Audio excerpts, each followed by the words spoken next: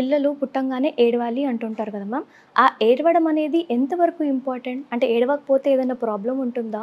గర్భం నుంచి బయటకొచ్చాక ఫస్ట్ ఊపిరి తీసుకుంటారు చూసారా? హ్మ్. ఊపిరి తీసుకోవటమే ఆ ఏడవటం మనకి. ఓకే. సో, ఏడవలేదు అంటే బిడ్డ ఊపిరి తీసుకోలేదని. ఓకే. ఓకే. మరి హ్మ్. ఊపిరి తీసుకోవాలి కదా! హ్మ్. అప్పటి వరకు మదర్ ప్లాసెంటా ద్వారా అన్నీ సప్లై అవుతున్నాయి. ఆక్సిజన్ అన్నీ బేబీకి. హ్మ్.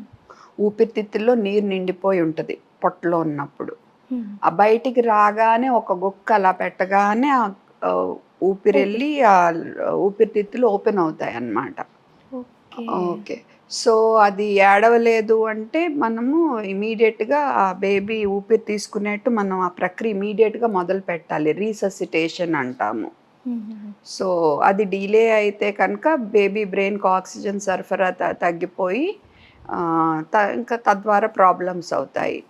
ఓకే. అంటే సో, మ్యామ్ పుట్టిన ఎంత సేపటి వరకు బేబీ ఏడుస్తది మ్యామ్? అంటే పుట్టిన వెంటనే పుట్టిన వెంటనే ఏడుస్తారు. బయటికి తీయగానే అని ఏడుస్తారాళ్ళు. ఓకే. ఓకే. ఏడవకపోతే ఇమ్మీడియేట్‌గా మనం బ్యాక్‌ని రబ్ చేసో, ఈ అరిపాదంలో ఒకసారి ఇలా తట్టో చూస్తాము. హ్మ్. అప్పటికి ఏడవకపోతే మనకొక ప్రోటోకాల్ ఉంటదనమాట. మనం ఇలా ఊపిరి ఇలా ఇవ్వాలి. హ్మ్. హార్ట్ రేట్ తక్కువుంటే ఇలాగా టెస్ట్ చేయాలి. హార్ట్ నొక్కాలి. ఇలాగా. ఓకే.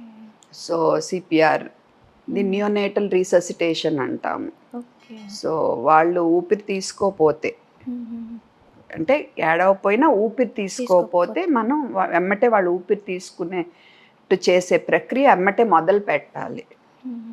మ్యామ్ ఎందుకంటే మనం దాన్ని డిలే చేసే కొద్దీ బేబీకి బ్రెయిన్‌కి ఆక్సిజన్ సరఫరా తగ్గిపోద్ది. దాన్ని యాస్ఫిక్సియా అంటాము. హ్మ్. సో, అప్పుడు తర్వాత బిడ్డకి ప్రాబ్లమ్స్ రావచ్చు. ఫిట్సు, తదితర సమస్యలు, సెరిబ్రల్ పాల్సీ ఇలాగా. అందుకని మనం ఊపిరి చేయాల్సిందే. తీసుకునేట్టు చేయాలి.